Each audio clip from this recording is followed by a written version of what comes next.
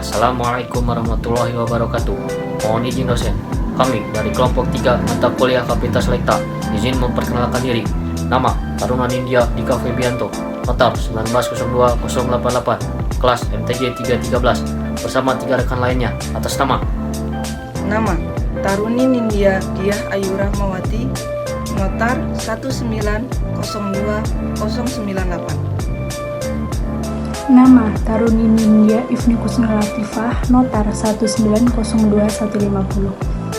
Nama Taruna Nindya Muhammad Glenn Ilyasa, notar 1902241.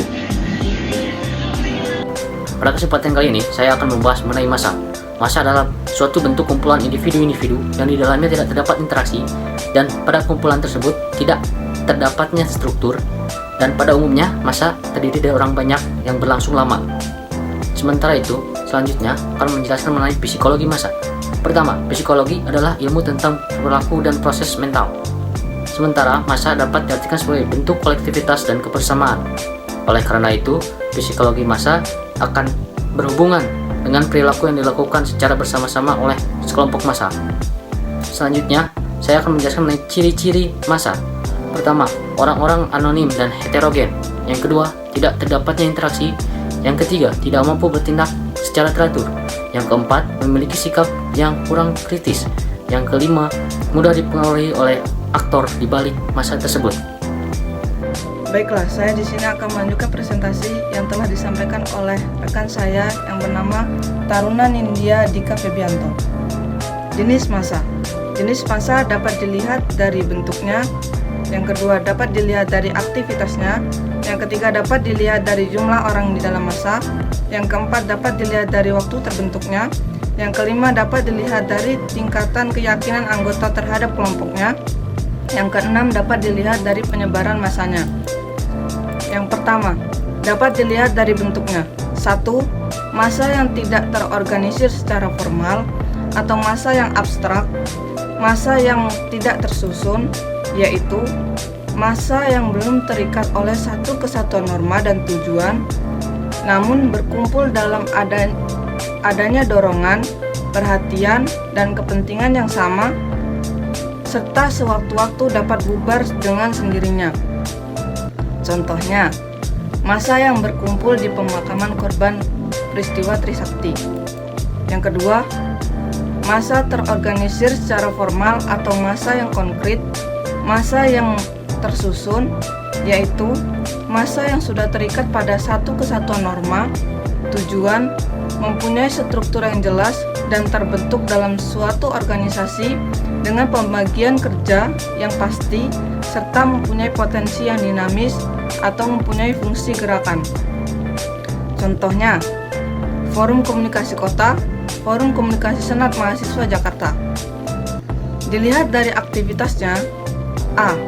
Massa yang pasif atau audiens, yaitu kerumunan orang atau massa pada suatu tempat untuk tujuan tertentu, disertai dengan suasana emosional yang relatif tidak menonjol, serta tidak ada kesiapan untuk melakukan suatu tindakan agresif.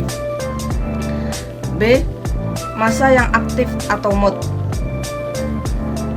yaitu kerumunan orang atau massa pada suatu tempat untuk tujuan tertentu, disertai dengan suasana yang emosional yang tinggi dan siap untuk melakukan tindakan agresif atau merusak dan menyerang.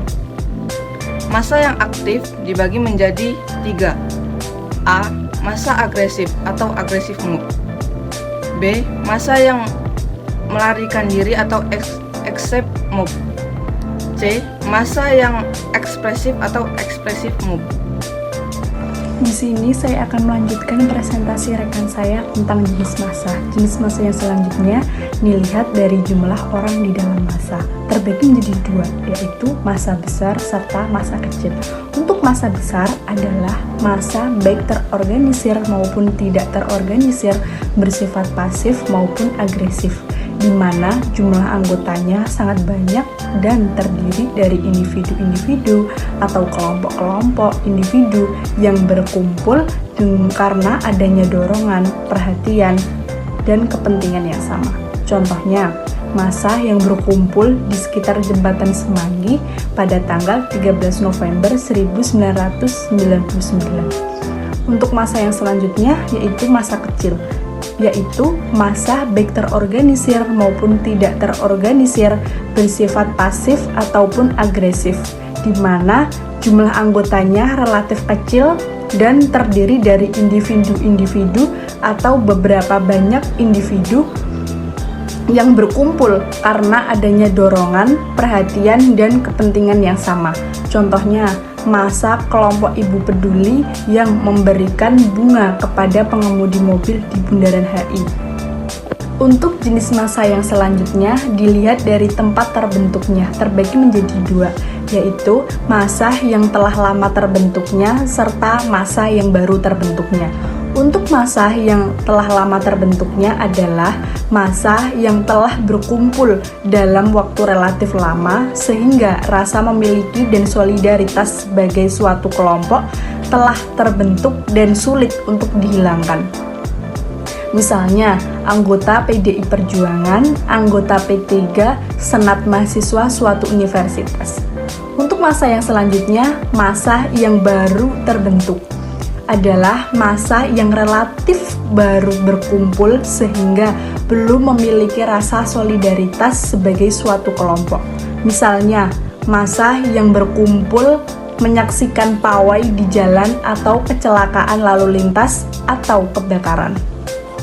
Untuk jenis massa yang selanjutnya yaitu dilihat dari tingkat keyakinan anggota terhadap kelompoknya, terbagi menjadi dua, yaitu keyakinan anggota yang tinggi dan keyakinan anggota yang rendah. Untuk keyakinan anggota yang tinggi adalah massa yang yakin akan arah dan tujuan gerakan kelompoknya, di mana kondisi ini sangat dipengaruhi oleh lama terbentuknya dan terlibatnya anggota tersebut dalam kelompok. Misalnya, massa pendukung P3. Untuk keyakinan anggota yang rendah adalah massa yang relatif belum yakin akan arah dan tujuan gerakan kelompoknya, di mana kondisi ini sangat dipengaruhi oleh baru terbentuknya dan kurang terlibatnya anggota tersebut dalam kelompok. Misalnya, massa yang terbentuk pada saat kecelakaan lalu lintas. Baiklah, di sini saya akan melanjutkan presentasi dari Taruni Nindya Ifni Husnultifah. Yaitu dilihat dari penyebaran massa.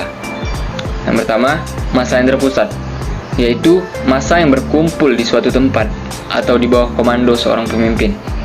Contohnya, buruh yang sedang melakukan unjuk rasa. Yang kedua, massa yang tersebar, yaitu massa yang berkumpul tidak hanya di satu tempat saja dan mempunyai pimpinan masing-masing. Misalnya, massa mahasiswa yang berasal dari beberapa perguruan tinggi yang masing-masing mempunyai pimpinan sendiri-sendiri, contohnya presiden mahasiswa. Yang kedua, ada arah perilaku massa. Pertama, struktural kondusif adalah situasi yang kondusif atau mendukung untuk beraksi massa, di mana beberapa struktur sosial yang memungkinkan munculnya perilaku kolektif seperti pelanggaran, tindak ditindak, liputan media massa, pasar, tempat umum, tempat peribadatan, mal, dan seterusnya. Yang kedua, structural strain, yaitu munculnya ketegangan dalam masyarakat yang muncul secara berstruktur, misalnya kemiskinan, pengangguran, kesenjangan sosial, biaya hidup, dan pendidikan yang mahal. Ketiga, generalized beliefs, adanya kepercayaan publik bahwa hanya dengan aksi massa situasi bisa diubah karena sudah tidak ada kepercayaan pada wakil rakyat, pada pemerintahan untuk bisa menyelesaikan masalah dengan adil dan objektif. Bahkan akhir-akhir ini para demonstran meyakini bahwa pemerintah baru akan merespon demonstrasi bila demonstrasi itu dilakukan besar-besaran dan anarkis. Yang keempat, precipitating factor, adanya kejadian pemicu atau triggering incidents, misalnya pencurian, ada korban jiwa, dan lain-lain. Yang kelima, ada mobilization for actions, adanya peluang atau sarana dan prasarana untuk memobilisasi massa. Misalnya, aksi buruh, rapat umum, suatu ormas, dan lain-lain. Yang keenam, ada failure of social control, adalah akibat agen yang ditugaskan melakukan kontrol sosial tidak berjalan dengan baik. Yang terakhir, ada proses terbentuknya massa. Yang pertama, yaitu audiens atau massa pasif.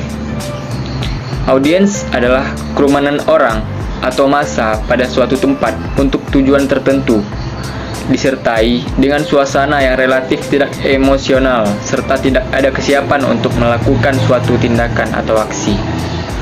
Yang kedua, ada crowd atau kerumunan massa, yaitu kerumunan orang atau massa yang terjadi secara spontan pada suatu tempat karena adanya tujuan atau motivasi tertentu, namun keberadaannya belum terorganisir dan masing-masing dapat berpikir dan bertindak secara pribadi.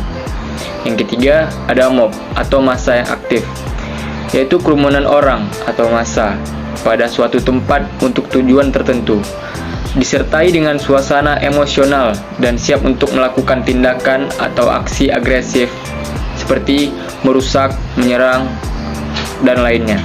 Yang keempat, riot atau huru-hara atau yang bisa dibilang amuk massa, yaitu kerumunan orang atau massa pada suatu tempat yang bersifat mengganggu ketentraman umum, disertai dengan suasana emosional yang sangat tinggi dan cenderung tidak mentaati aturan yang berlaku, disertai dengan pemaksaan kehendak dan bertindak destruktif seperti menyerang, merusak, menjarah yang sulit dikendalikan.